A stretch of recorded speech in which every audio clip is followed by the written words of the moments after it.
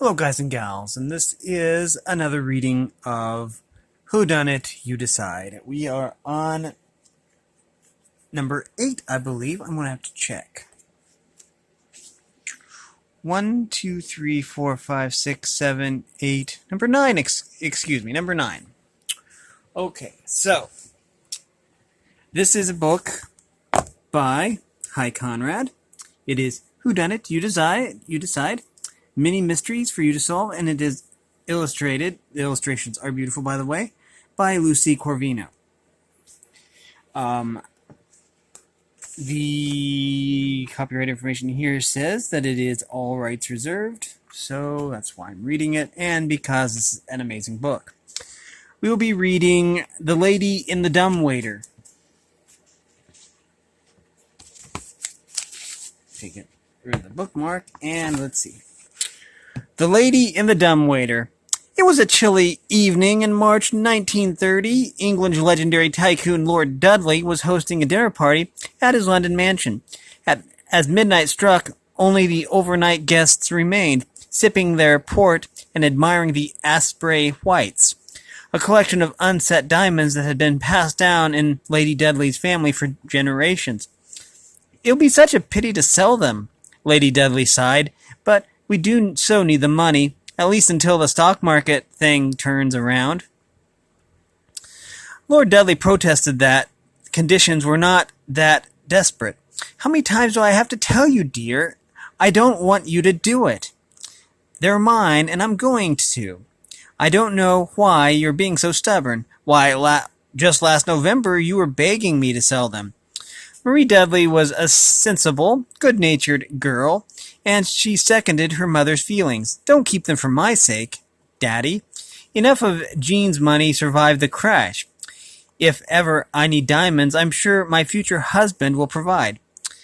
Captain Eugene Batts held a family pedigree even more distinguished than the Dudleys. "Within reason," the young aristocrat chortled. "Lucky for me, our Marie is not that fond of jewelry." The fifth and final member of the group raised her voice in disbelief. "What? How can any woman not be fond of jewelry?" Katrina Berghar was Marie Dudley's best friend from school. As daring and full of life as Marie was drab and proper. Lord Dudley stood by the window, smoking his pipe. "What's that?" Suddenly, he was gazing into the dark. "I saw something move in the garden." Captain Batts joined him, and both men stared out into the darkness. "Someone was there, I tell you." The butler was sent out to check, but reported that the garden was empty. Whatever had been out there was no longer around. As the party broke up, Lord Dudley swept the diamonds into their velvet pouch. "I think I'll keep these in my bedroom. Better than the safe. Someone was definitely prowling around." It was shortly after 1 a.m. when the first gunshot was heard. Lady Dudley emerged from her second-story boudoir. Captain Batts came down from the third-floor guest bedroom, and his fiancée ran down the stairs from the library. All three approached Lord Dudley's suite, only to find the door locked. A second gunshot thundered through the hall and was quickly followed by a dull thud. Mere seconds later, when Captain Batts shouldered open the door, they found Lord Dudley on the floor behind his desk, dead, a bullet hole in his head. Clutched in his right hand was a fireplace poker. Marie noticed the open window and the brisk breeze. Captain Batts noticed the open desk drawer and the revolver lying in the bottom of it. But it was Lady Dudley who noticed the empty velvet pouch. Exactly 1 month later, Lord Dudley's accused killer comes to trial. Cat Berghar, the deadly cat burglar, had been on every front page in Britain. You've seen her picture 100 times, but sitting here in the defendant's box in Her Majesty's court, she is even more attractive than you imagined. The prosecution states its case. Prosecution. Miss Katerina Berghar is a daring woman with a lust for precious gems. She was determined to get her hands on the Astoria diamonds, and saw the Dumbwaiter as the the perfect means. This pulley operated mechanism was used to lift food and plates from the basement kitchen to the dining room. It also opened on the second floor master suite and on the guest bedroom above that. By squeezing her petite frame into this mini elevator and pulling the ropes, Miss Bergar managed to lift herself unseen from the dining room to her victim's bedroom, where she killed her host, stole the diamonds, and retraced her route. If the family butler had not been in the dining room just as Miss Bergar emerged from the dumbwaiter, she might never have been caught. Trial, witness, and evidence. This crime can be solved with 3 clues. Defense witness, Katrina Bergar. I did it as a lark, to see if I could really fit in and do it. If I got stuck, I figured I could always call out and either Lord Dudley or Captain Batts would hear me. There's no other way to get into their rooms by myself. The dumbwaiter door can only be opened from the outside. Please describe your experience. I was in the dining room alone. I heard an odd noise like something falling down the chute when I first opened the dumbwaiter. The box was on the 3rd floor, so I had to pull it down. Then I squeezed myself in and began to pull up. I only managed to move a few feet, and then the first gunshot was terribly frightening. Right afterwards, I heard some mumbling like a man talking to himself. Then came the second shot, and I lowered myself down. The butler was there when I came out. Prosecution cross-examination. Do you really expect us to believe that you did this just as a lark? It's the truth. And what were you wearing for this rather athletic lark of yours? I changed into a black sleeveless silk dress. Prosecution witness. Officer on the scene. Officer. We assume it was the first shot that missed, since the witness described a heavy thud after the second. For the longest time, we couldn't locate the first bullet. It was in the ceiling, clear across the room from the desk where the body was found. The desk's bottom right drawer was open about a quarter of the way. There were fresh scratches on the wood of the drawer's inside edge. These scratches match tiny slivers of wood on the sides of the revolver handle. The window was open, and there was no sign of an intruder. The door to the dumbwaiter was closed. Can the dumbwaiter be opened from the inside? No, but you can close it from the inside.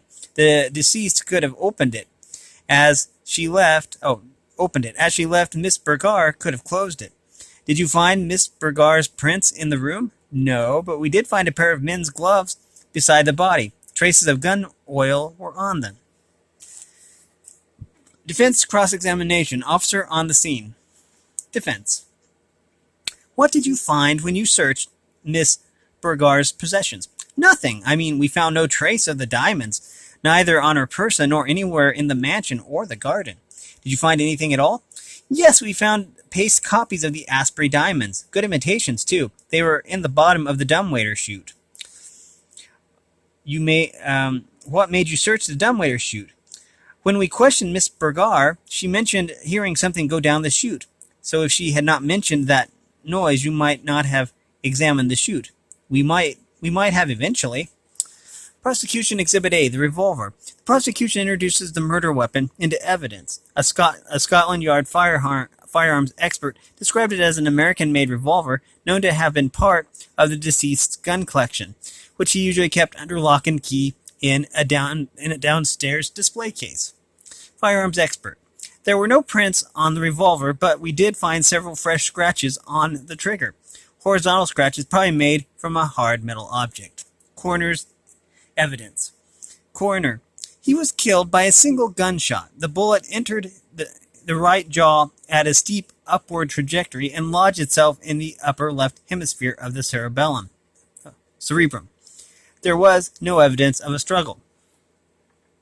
Assuming that the first shot missed its target, wouldn't you have expected to find evidence of a struggle? Perhaps. Lord Dudley was in debt, yet he continued to maintain a generous life insurance policy. Has Scotland Yard ruled out suicide? The evidence does not seem to support this possibility. The revolver was fired from 6 feet away and was found inside the drawer several feet from the body. Also, at the time of death, Lord Dudley had his gun hand occupied.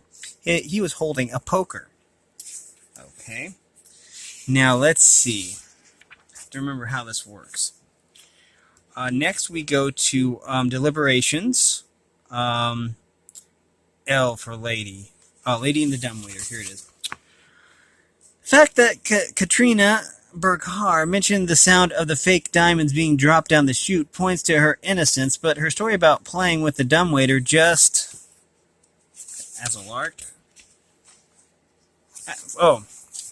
For a lark is highly suspect. Given her black silk dress, a much more likely story is that she had an assignation with someone on the second or third floor and saw the Dumbwaiter as a way of secretly gaining access. Other jurors are just as confused as you are by the details. For instance, Lord Dudley saw an intruder in the garden and his bedroom window was open on a chilly night, yet no trace of an intruder was found. In addition, the upward angle of the 2 shots would have put Dudley and his killer in a very odd position. The multiple scratches on the drawer, gun handle, and trigger also have to be explained somehow. But the most confusing aspect of the crime concerns the Asprey Whites. Why had someone constructed paste forgeries and then thrown those forgeries down the chute? And what about the real Asprey Whites? Whatever happened to them? Well, we are going to dig and find out. Maybe. Verdict. The Lady in the Dumbwaiter. Here it is. You find Katrina Berghar not guilty. There is only one explanation for the paste diamonds hidden in the chute and the absence of the real diamonds. The 12 of you agree on the solution, but pledge never to reveal it to anyone. It would only hurt the Dudleys and destroy the upcoming marriage. It says here, right after the stock market crash, when Lord Dudley was in desperate need of money, he secretly sold his wife's diamonds and had paste replicas made. Business continued to worsen, however. When his wife discovered their straits, she decided to finally make the sacrifice and sell the Asprey Whites, which she didn't realize he had sold. The only way out for Lord Dudley, it seemed, was suicide. The right kind of suicide would preserve his family's good opinion of him, cancel his debt, and secure a substantial life insurance payoff. Lord Dudley pretended to see an intruder.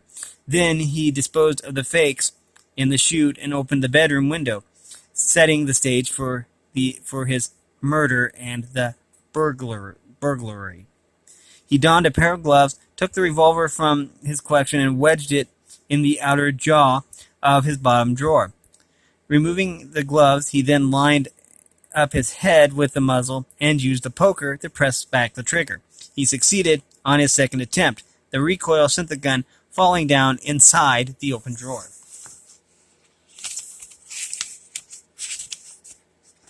Here we are.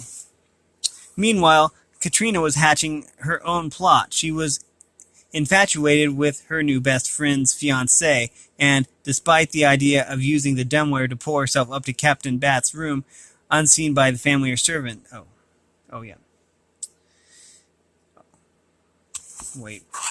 Meanwhile, Katrina was hatching her own plot. She was infatuated with her best friend's fiancé, and devised the idea of using the Dumbwaiter to pull herself up to Captain Bat's room, unseen by family or servants.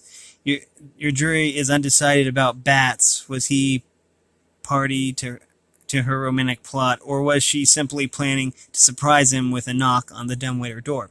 You'll never know. Okay, we have been reading from Whodunit, You Decide, Mini Mysteries for You to Solve by Conrad, and illustrated by Lucy Corvino.